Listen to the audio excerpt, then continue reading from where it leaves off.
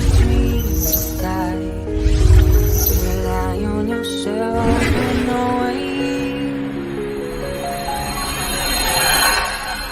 Believe.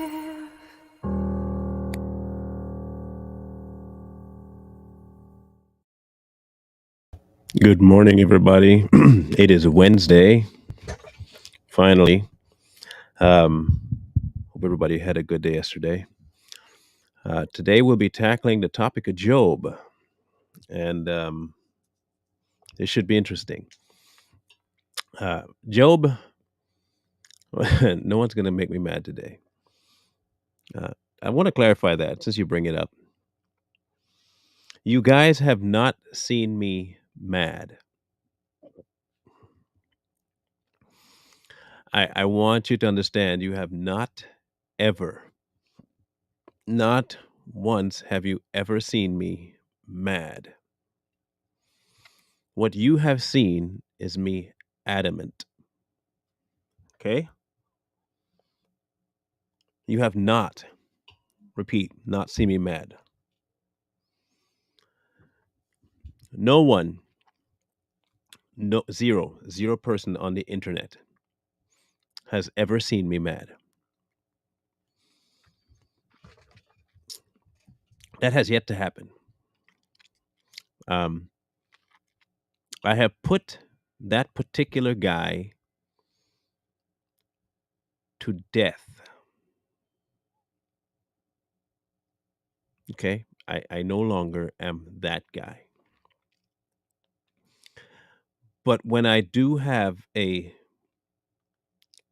passionate point to make, I do get animated and my voice does get elevated. But you have not seen me mad. Okay? I just want to put that out there. Okay? All right. Okay, good. So Job is a different story altogether. But I have to start off this by telling you one very important thing about Job, not the person, the book.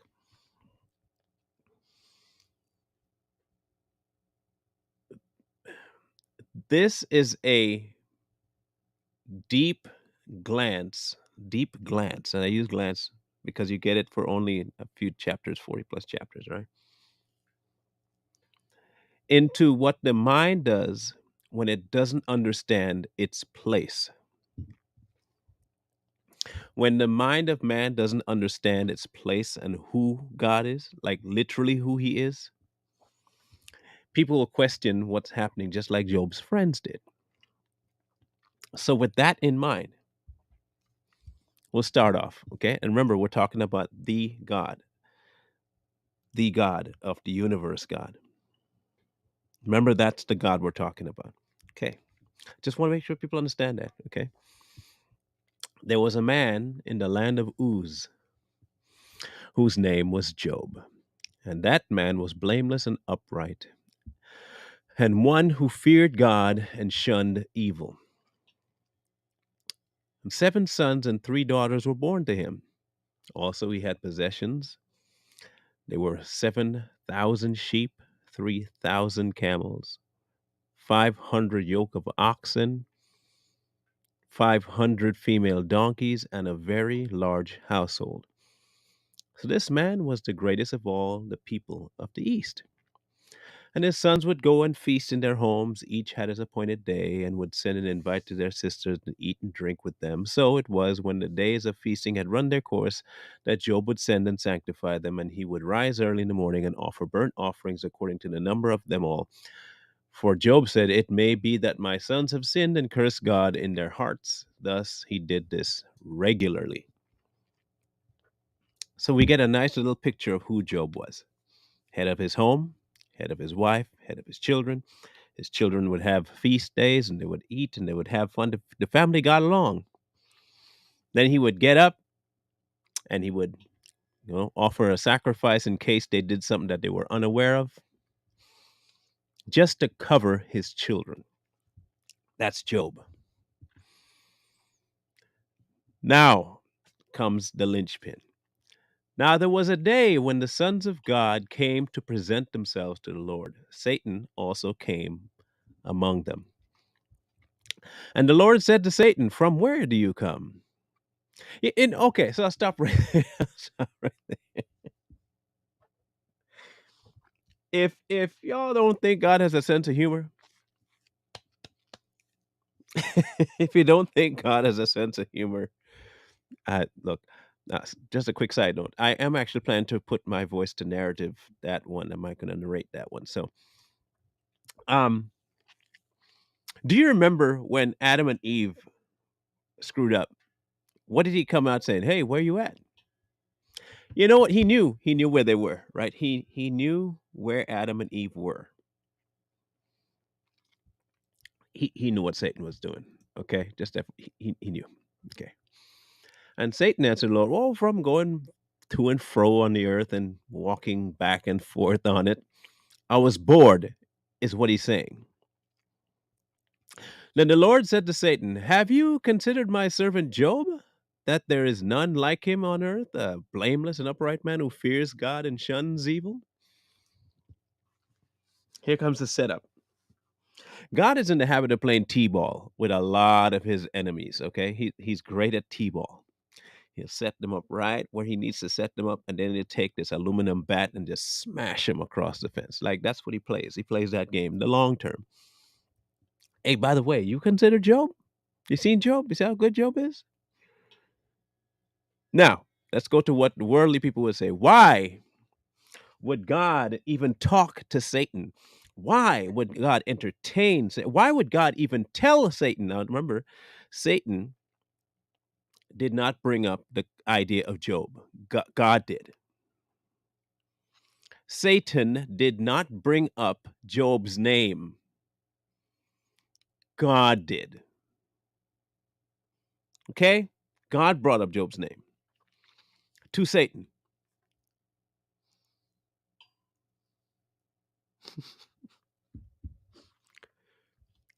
The question most atheists and people in the world would ask me, why would he? Because he's God. Duh. He is God. He fears no one and everyone fears him. He's God.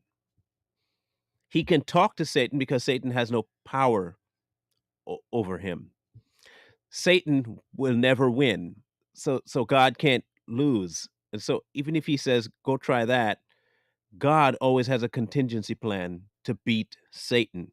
I keep telling you, this is not about us, it's about him. This is about showing him out, showing his glory, showing him. Okay? Just get that verse 3 ahead before you go any further with Job. This is not about Job, this is about God. This book is about God showing people who he is. This is about God showing out. Plain and simple. Okay? All right. And Satan answered the Lord, said, does Job fear God for nothing? Have you not made a hedge around him? No, you're protecting him, man. That's why he likes you. You bless the work of his hand, and his possessions have increased in the land. But now stretch out your hand and touch all he has, and he will surely curse you to your face. And the Lord said to Satan, all right, bet. In layman's terms, he said, all that he has is in your power. Only do not lay a hand on his person. Tackle anything you want around him. Do your worst. Just don't touch Job. Now realize this. God presented the idea. Satan bit. And then he gave Satan, you can only go so far. Then he told him, you could only go so far. You can only go so far. Penny, we're at the very beginning of the book. We're only just get to verse 12. That You, you're not going to touch his person. Not, please don't touch his person. You're not touching his person. Everything else you can touch. I'll allow you to touch. I will allow you to do that. Nothing more. So, what power does Satan really have? Zero. He only has what God lets him. And when God lets him have a certain power, God has a contingency plan to make him look even worse. So, we know the rest of what happens. Okay? Kids die, collapsing off, the livestock die off. Um, he loses all his money. He gets boils on his skin. And his wife tells him to curse God and die. And he says, naked I come from my mother's womb, and naked I shall return. The Lord give, the Lord takes away. Bless the name of the Lord. How simple of a response is that? I came in naked. Leave naked. The Lord gives, the Lord takes. Is what it is. In all of this, Job did not sin nor charge God with wrong. And there we have chapter 1. Okay? So now Satan comes back and he says the same thing. Where are you coming from? He said, consider Job again. So okay, you can make him sick, but you can't kill him. You see how far God's pushing this, right? You can do what you want to his body, but you can't kill him. Okay? Spare his life. Got the illness, right? Then his wife said, do you still hold fast to your integrity? Curse God and die, bro. He said to her, you speak as one of the foolish women speak. Now, today, that would be misogynistic. That would be misogynistic if you spoke to your wife like that, right? Hmm? Would that be considered misogynistic? It's what you call being a male head of wife and home. You speak as one of the foolish women speak. Shall we indeed accept good from God, and shall we not accept adversity? In all of this, Job did not sin with his lips. Then in comes the homies. In come his three friends, Eliphaz, Bildad, and Zophar. Now, these three guys are supposedly wise, his good friends. And so they sat with him for 7 days, 7 nights, and not a one of them spoke a word. And they saw that, he was really in grief. Then Job speaks up in chapter 3. May the day perish on which I was born, and the night in which it was said, a male child is conceived. May that day be darkness, may God above not seek it, nor the light shine upon it. So Job has now entered a stage of grief, intense grief, and wishing to die. That would be considered depression today. Okay, that would be depression. And that would also be um, self loathing and possible attempts at suicide.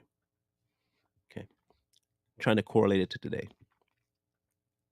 May no joyful sound come into it, and may those curse it who curse the day. Those who are ready to arouse Leviathan, may the stars in its morning be dark, and may it look for light but have none. I mean, he's going off. He went on for the whole chapter about his plight. Then Eliphaz chimes in. If one attempts a word with you, will you become weary?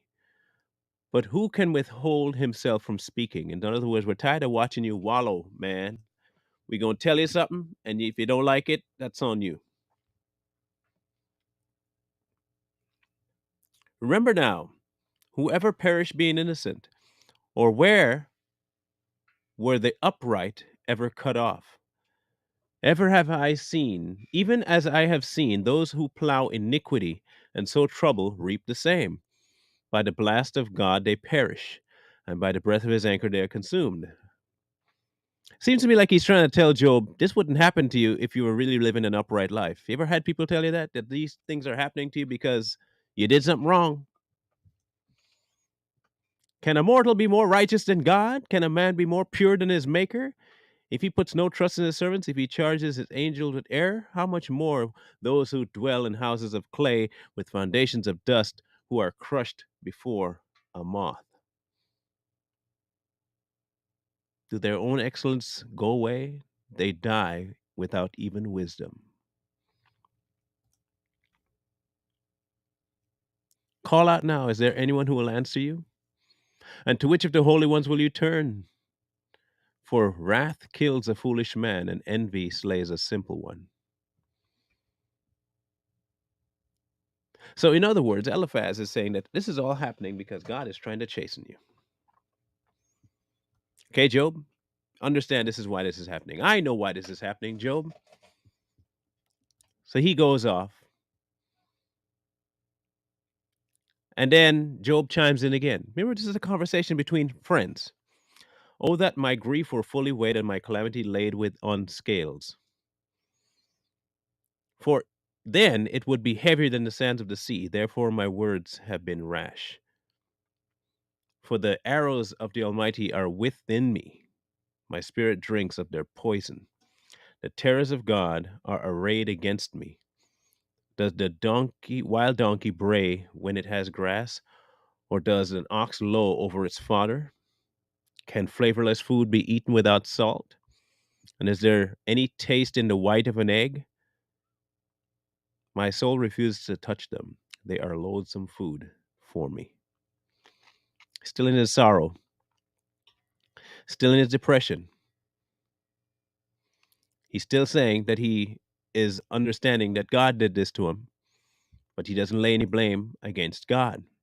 But you can see him slowly coming to a point where he's understanding that maybe God is doing this to me.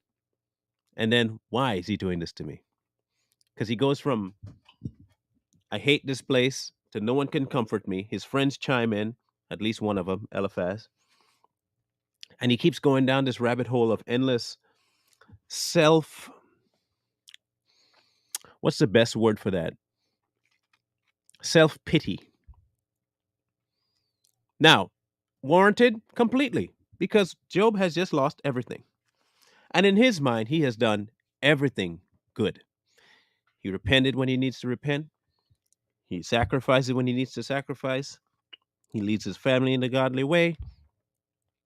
He doesn't approach anything evil. So if anyone had reason to be depressed, it would have been Job, right? What is man? This is in chapter 7 now, right? Verse 17. What is man that you should exalt him, that you should set your heart on him? This is talking to. That you should visit him every morning and test him in every moment. How long? How long would you look away from me and let me alone till I swallow my saliva? Have I sinned? What have I done to you, O watcher of men? Why have you set me as your target, so that I am a burden to myself? Why do you not pardon my transgression and take away my iniquity? For now I lie down in the dust, and you will seek me diligently, but I will no longer be. If this continues, I will die, God. Why are you doing this to me? Been there? Have you been to this particular location that Job is at right now? Have you been in the place where you just telling God, why are you letting this happen? Why you keep, why?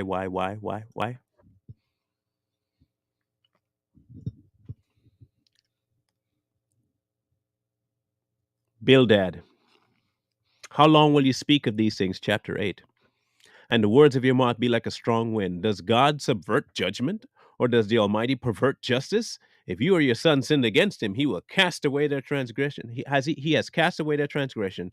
If you would earnestly seek God and make your supplication to the Almighty, if you were pure and upright, surely he would awake. Surely he would awake for you and prosper your rightful dwelling place. Though your beginning was small, your latter end would increase abundantly. So far, all his friends are believing that he did something to bring this on himself. All his friends. So, Job in chapter 9, truly I know it is so. But how can a man be righteous before God? If one wished to contend with him, he could not answer him one time out of 1,000. God is wise in heart and mighty in strength. He has hardened himself against him. And who has hardened himself against him and prospered? He removes the mountains, and they do not know when he overturns them in his anger. He shakes the earth out of its place. Now he's going into a soliloquy about who God is. And he cannot bring himself to face the Almighty and bring any charges to him because he understands who God is. Who can be righteous before God? And when you compare your righteousness to God's righteousness, there is no comparison. So, what good is it for me to harden myself against God, even in all of this? And he continues, and he continues, and he continues. Then Zophar chimes in chapter 11. Should not the multitudes of words be answered, and should a man full of talk be vindicated? Should your empty talk make men hold their peace, and when you mock, should no one rebuke you? For you have said, my doctrine is pure, and I am clean in eyes. But oh, that God would speak and open up his lips against you, that he would show you the secrets of wisdom, for they would double your prudence. Know therefore that God exacts from you less than your iniquity deserves. Would you like to have friends like that? They call that projecting in some ways, you know. Zophar is telling him, look, man, none of this would have happened if you weren't deserving of it. You want to say you're righteous, but you're not righteous. No, you're not. You've been sinning this whole time. No wonder God did this to you.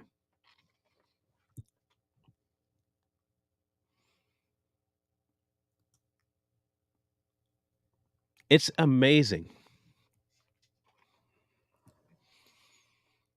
It's amazing. So Job chimes in again to his friends. No doubt you are the people, and wisdom will die with you. But I have understanding as well as you. I am not inferior to you.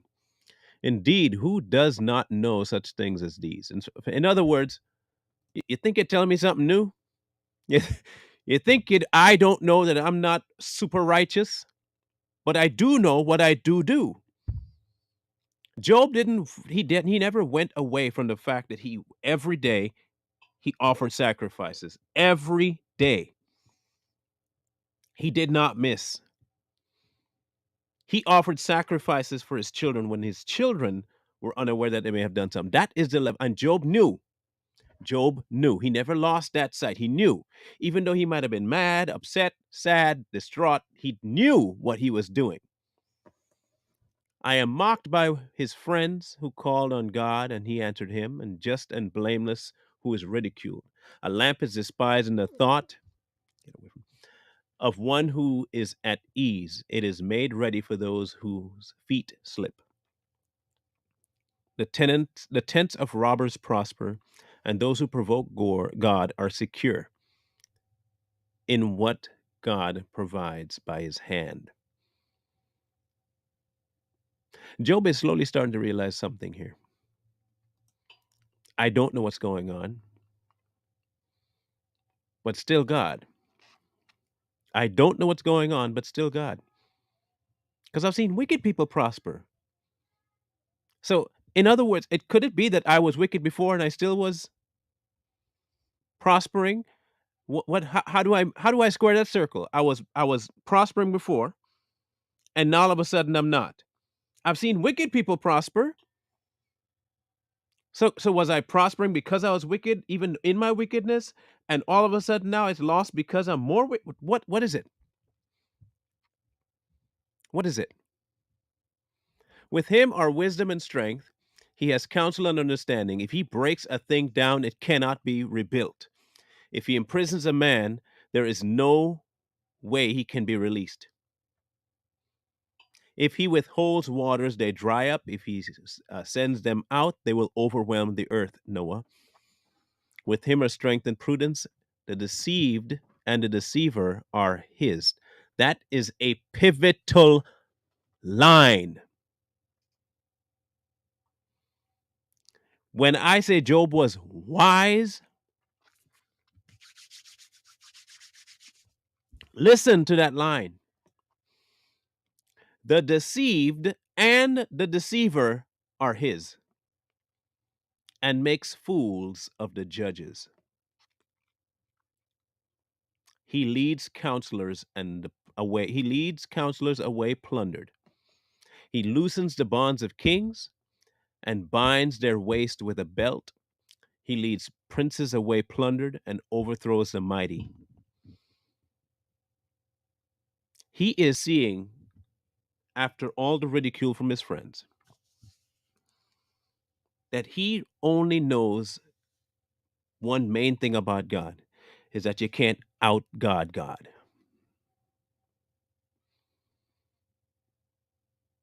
But he's still in that space of why, though? Why? Like, why? Then he gets the guts in chapter 13. Behold, my eye has seen all this, my ear has heard and understood it. What you know, I also know. I am not inferior to you, but I also speak to the Almighty, and I desire to reason with God. Now,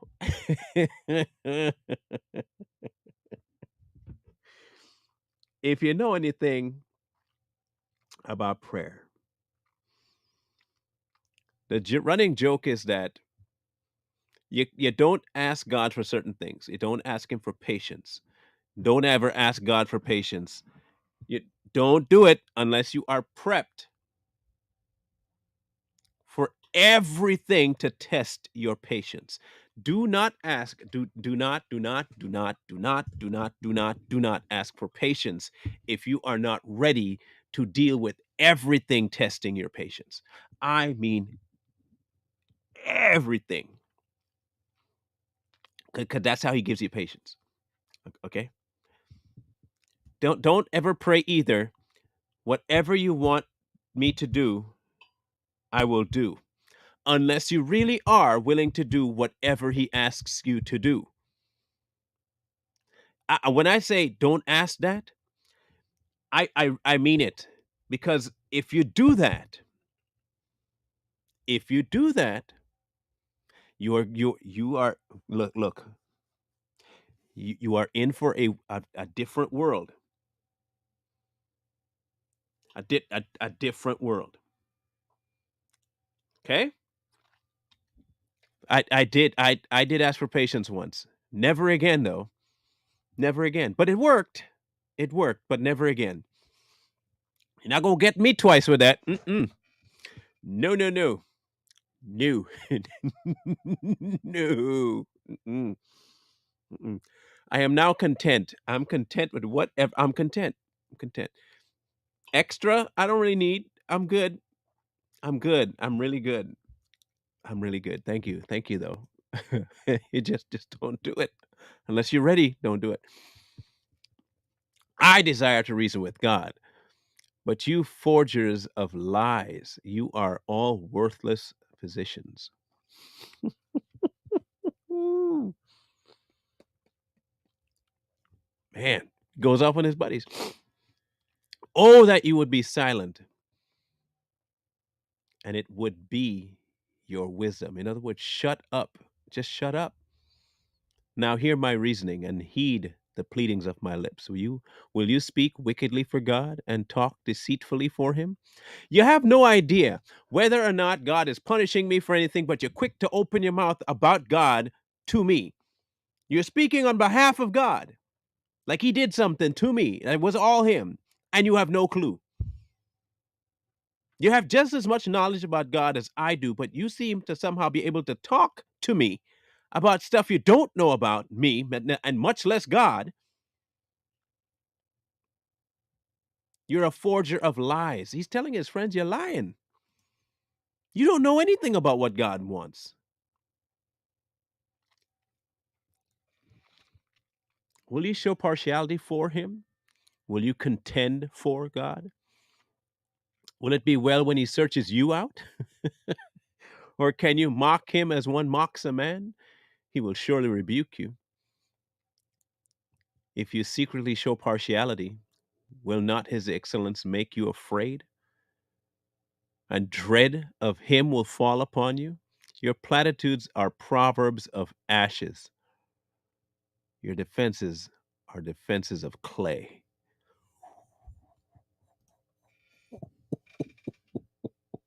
Ooh.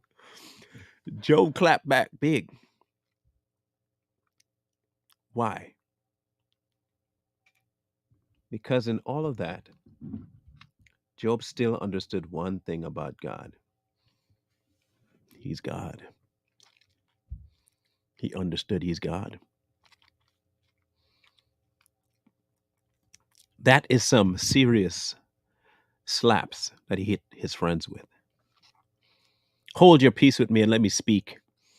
Then let me come, then let come on me what may. Why do I take my flesh in my teeth and put my life in my hands? Though he slay me, yet will I trust him. Even so, I will defend my own ways before him. Listen to the understanding Job has of God. God could kill me today, right now, in front of you, and I still will lay no charge against him. But I also know what I have been doing. I've done everything he's asked me to do, and I don't understand why this is happening.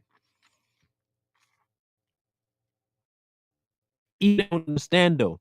If he wants me dead, so be it. The church is notorious for telling you when you're stressed out and when you're worried and when you take it to God and everything will be okay. What is be okay? What do you mean be okay? They're expecting you to expect something good to come of it, not worse, better. They don't tell you though that regardless of what happens, you could die. He's still God. He is still God.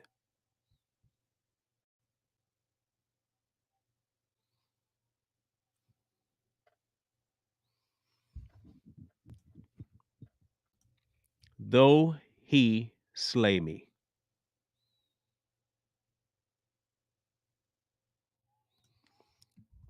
Though he slay me, I will trust in him. That's crazy to me how far we've gone. So now, Job has gone completely off and said he wants to talk about and to God. And so we're going to go to Elihu. Bear with me a little, and I will show you that there are yet words to speak on God's behalf. I will fetch my knowledge from afar. I will ascribe righteousness to my Maker, for truly my words are not false. One who is perfect in knowledge is with you. Behold, God is almighty, but despises no one. He is almighty in strength and of understanding. He does not preserve the life of the wicked, but gives justice to the oppressed.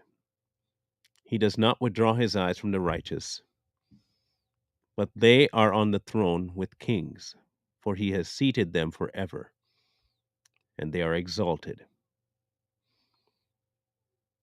Now, what Elihu does, this is what a modern preacher would do. You speak about certain characteristics about God, but you make it in such a sweet way that you are then going to, it's what you call a compliment sandwich, right? You're trying to butter up the person and you say what needs to be said, all the platitudes. And then he goes into 13, but the hypocrites in heart stored up with wrath, they do not cry out for help when he binds them. They die in youth, and their life ends amongst the perverted persons. He delivered the poor in their affliction and opened their ears in oppression. He'll send these snide little things in there. Friends, okay? Friends.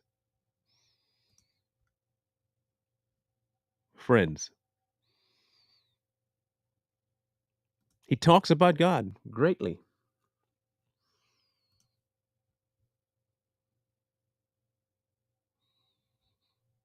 But then at the end of the chapter 37, he says this: As for the Almighty, we cannot find him. He is excellent in power, in judgment, and abundant in justice. He does not oppress, therefore men fear him. He shows partiality to any who are wise of heart. Then comes chapter 38.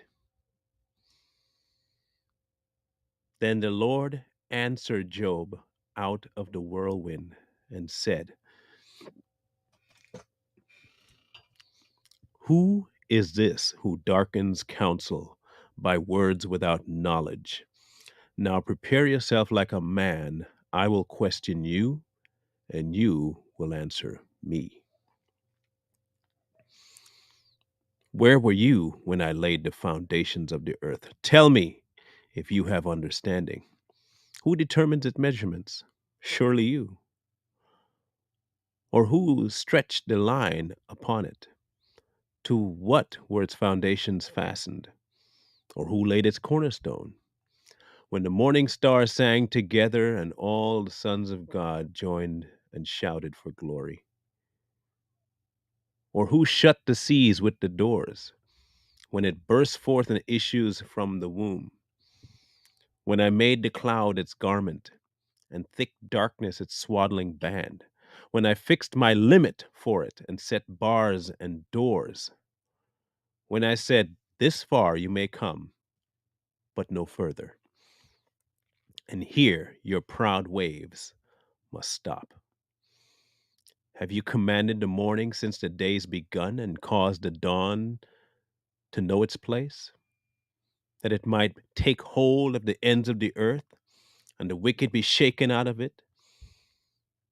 It takes on like a clay under a seal and stands out like a garment. And for the wicked, their light is withheld, and the upraised arm is broken. Now imagine God coming to you and drops credentials on the floor. He starts dropping credentials on you. Not just any old credentials. We talking about some like you can't compare credentials on you.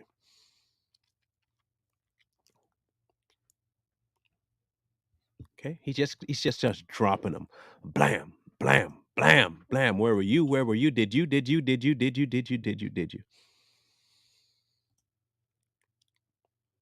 And he goes on, continues to chapter 39 doing this.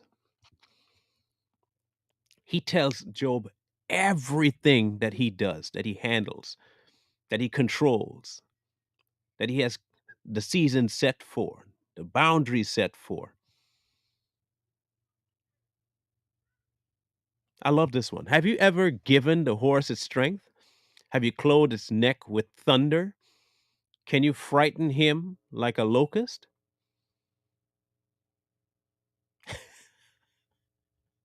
Like like he goes in on Job, but not at Job. He never talks about Job. He is talking about himself. to remind Job, you ain't me. You are not me. You're not me. None of you men here are me. You're all talking sideways because none of you said the things I said. Then Job said, shall the one who contends with the Almighty correct him? He who rebukes God, let him answer it.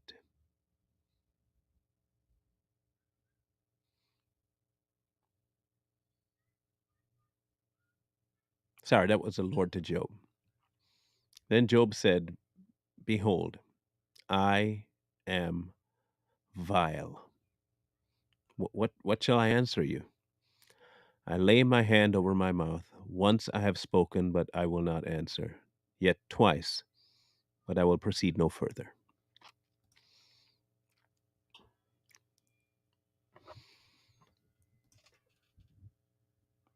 Then God said to Job out of the whirlwind, now prepare yourself like a man. I will question you, and you shall answer me. Would you indeed annul my judgment? Would you condemn me that you may be justified? Have you an arm like God? Or can you thunder with a voice like his? This is the answer to every atheist, every backslider, if you want to call yourself that, every lukewarm Christian, every woke individual, every Satanist, every evolutionist. All of you, you want an answer as to how things work on this earth? You want an answer?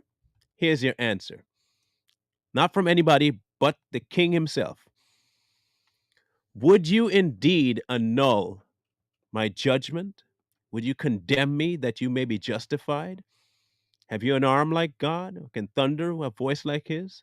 Then adorn yourself with majesty and splendor, and array yourself with glory and beauty. Disperse the rage of your wrath. Look on everyone who is proud and humble him. Look on everyone who is proud and bring him low. Tread down the wicked in their place. Hide them in the dust altogether. Bind their faces in hidden darkness. Then I will confess to you that your own right hand can save you. Do all that, then we can talk. And then he continues. This was a thorough, thorough introduction to God. Like you're not going to find a more language ridden description of God by himself. He goes on again and he talks about the behemoth. He talks about everything, the Leviathan. And I don't care about what the Leviathan actually was. The description is it was massive. That's all I need to know. That they couldn't draw the Leviathan out with a hook, but he can control the Leviathan. That's the premise. When they get bogged down in whether it was a dinosaur or whether it was, I don't care. The fact is, Leviathan couldn't be controlled by man, and God could control him. That's what he's trying to tell you.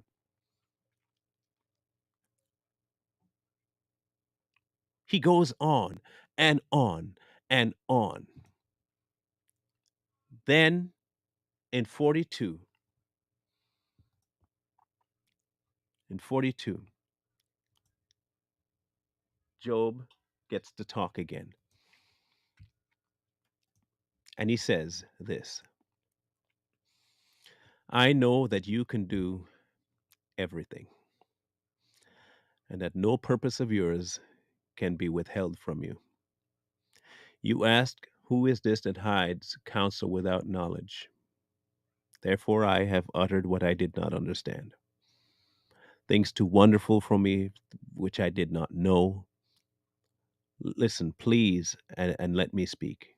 You said, I will question you, and you shall answer me. I have heard of you by the hearing of the ear, but now my eyes see you. Therefore, I abhor myself and repent in dust and ashes.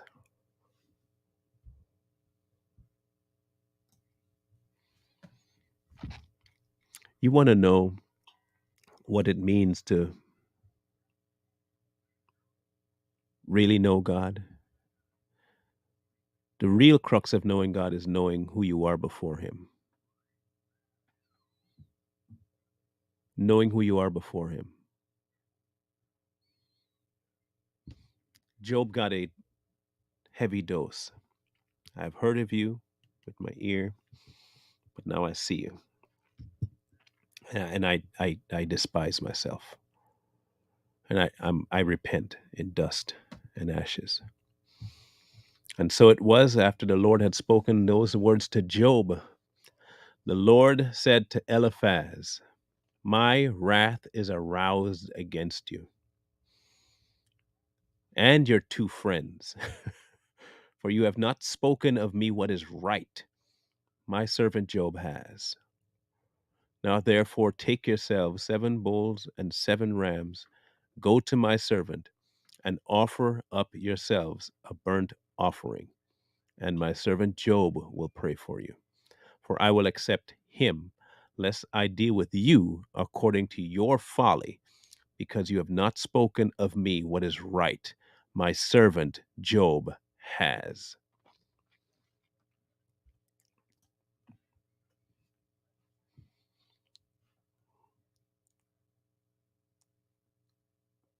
Now, there's a lot to unpack in that. He tells them to take 7 bulls, 7 rams,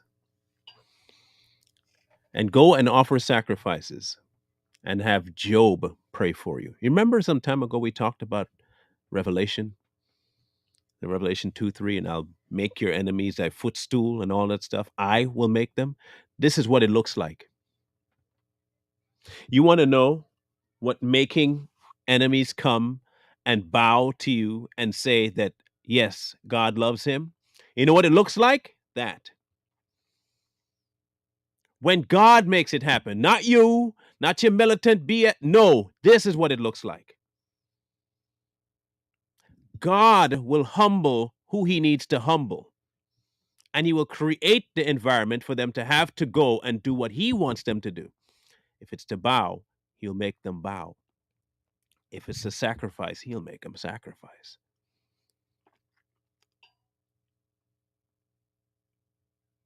You don't have to do a thing because he can do it. He's quite capable of doing what needs to get done.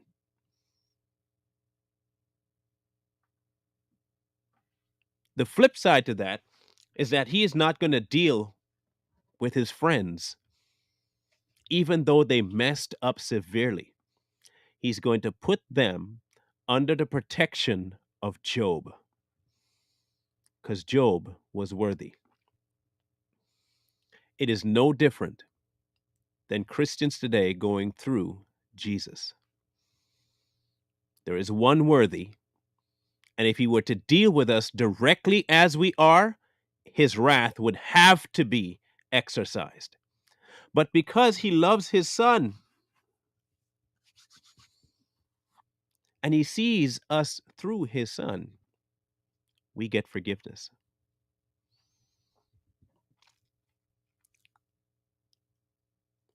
You see how that? You see how he kept showing you how it works in the Old Testament? He kept reflecting on what was going to come. I'm not going to look at your sin. You have spoken ill against me, and you deserve all the wrath that I could pour on you. But because of Job, if you offer sacrifices and he prays for you, I'll let you slide. That's pretty massive. And so they did. They went and did what he said. And the Lord restored Job's losses when he prayed for his friends. Indeed, the Lord gave him twice as much as he did before. Then all his brothers and sisters and all those who had had been his acquaintance before, came to him and ate food with him in the house, and they consoled him and comforted him.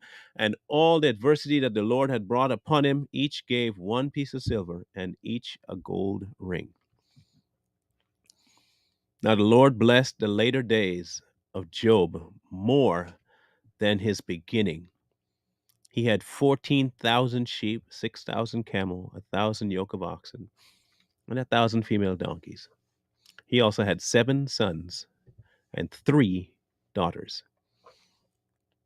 And he came and he called the name of the first Jemima, and the second Keziah, and the name of the third Karen Hapush. In all the land there found no women so beautiful as the daughters of Job, and their father gave them an inheritance among their brothers. After this, Job lived 140 years and saw his children and grandchildren for generations. So Job died old and full of days. You notice they never go back and tell you what Satan went back and talked to God after this all went down? You do realize that they never come back and give you that portion, that conversation. Why? You kind of get the implication that Satan didn't win. It's kind of obvious that Satan didn't get what he was going for. And you kind of see that God lured him into that false hope that he could probably get Job to go against God. He even used 3 of Job's friends to try and make it happen, and he still failed. Do you see how when you trust God, what happens? That in spite of trouble, in spite of the loss, in spite of the pain, the sickness, because Job had everything that would afflict us today. You lost your bad marriage, kid situation, physical situation, money situation. All of it affects us today. Family relations, loss of life, loss of income, loss of health. In one human being, he tackled all the earth's problems for you to understand how to deal with it. Do not curse God.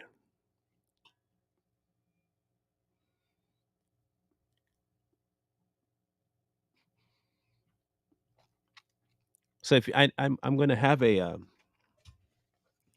have a couple that I'm going to be interviewing hopefully soon, as soon as they give me the okay to when they can. Um, these are my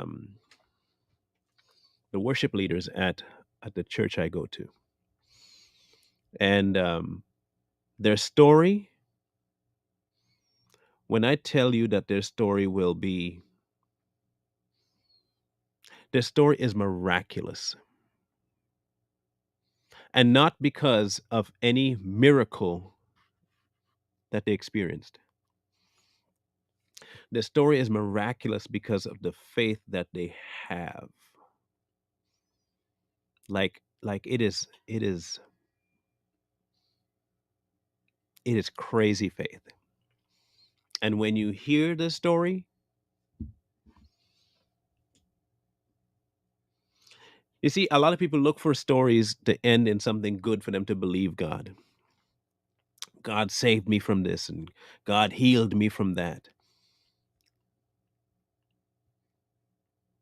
God also works regardless of whether you're healthy, your family die, or live.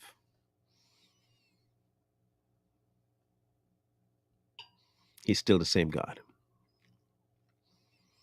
It's not a matter he wants you healthy, he wants you happy. He wants you focused on him. That way, regardless of whether you're healthy, or whether you're rich, or whether you're poor, you still have joy.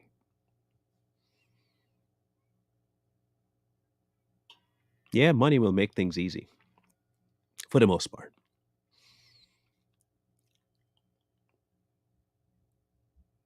But I want to have his version of easy, not mine, his.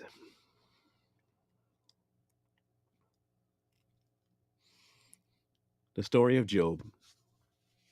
is the answer to every heartache you experience, even if you think that God set Satan loose on you to test you, even if he does that. What Job is an experiment in your world is how never, never, never to distrust God. Do not. Don't. Don't distrust him. Why? Because in distrusting him, you are giving the devil a foothold.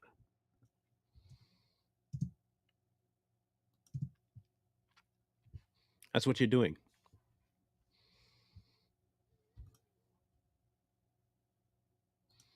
That is what you're doing.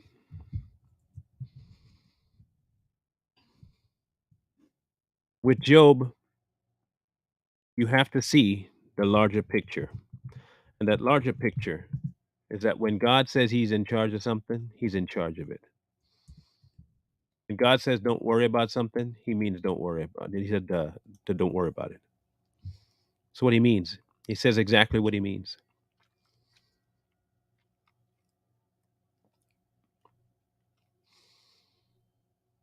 I will be on in the morning. Um, I will be. I will. I've decided that I will be on tomorrow in the morning. But, um, too strong may not be. Again, we still haven't fully decided. Um, because we're working on trying to get 2 shows done today, so that'll be interesting.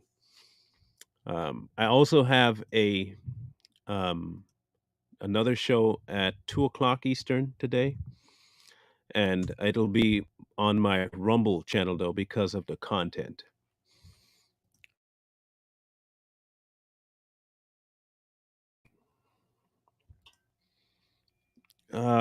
Heavy stuff because we're talking about human trafficking. I have a friend here in town who has been knee deep in that for a long time, and she's going to come on to um, give me that info and stuff. So I just put in the chat the address for the Rumble show itself, and from there you can follow the channel if you feel the need to. So the link is in the chat right now. Just click on that; it'll take you to the page and get ready for that. I can't. No, I don't. Not with this. I can't afford to speak code to this one because it's too heavy. Um, so it's not going to be like straight talk. It's not going to be like that. Um, it is going to be a little bit more. I don't think it can call it political because that thing's about saving children. But the guest I have, understand that she is not like me. Her verbiage is going to be a little bit more sailor-esque. Okay, just so you get a warning, she's going to be a little more sailor-esque than my language. Okay, so prep yourself for that. That's at 2 o'clock Eastern. So in an hour. Yeah, in an hour. Okay. Um, guys, look, don't get this twisted. Okay, when God said that He is above all, He meant it. He means it. That like He is. He means it. It's all about Him, not about you. You are there to exalt Him. You're there to exalt Him. Okay. All right. Um, we will catch up. Y'all have a good rest of the day. Um, in case you guys, again, Every time I put it up, there is the link to the two things if you want to send anything. Otherwise, have a great Thanksgiving tomorrow if you're not on tomorrow morning. Um, Eat as much as you want. Don't be gluttonous though. Okay. I am making my own turkey tomorrow. I normally do the turkey, so that's on me. I like me some turkey. I'm not gonna lie. I got to inject it today and stuff too. So, as I always say, wisdom calls to you from the streets. So please, please, please find wisdom. Peace. Hold tight the dreams, for if dreams die, rely on yourself and know